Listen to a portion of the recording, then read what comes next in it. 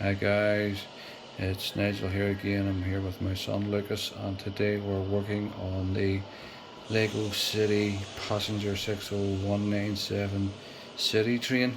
And what I'm doing today is converting this train to run on electric rail.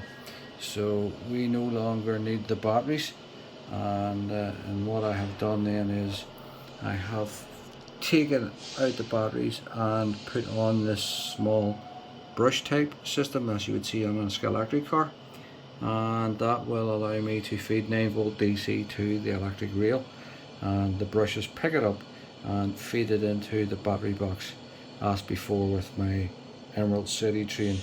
And on this train we are able to use the power up function within the battery box and control this train from Bluetooth, etc, etc. So as you can see, I have got a bit of 9 volt track here. I bought some on eBay because I thought it would be better than making my own. If you don't have any 9 volt track, you can use a plastic track. I have got box loads of this stuff, and basically what I've done, as in my other videos, I have converted it to run on to electric track by using a roll of copper tape, which you can buy off eBay quite cheap. So that will allow me to run 9 volts DC onto the rail, and the brushes pick it up, and then the train is able to run.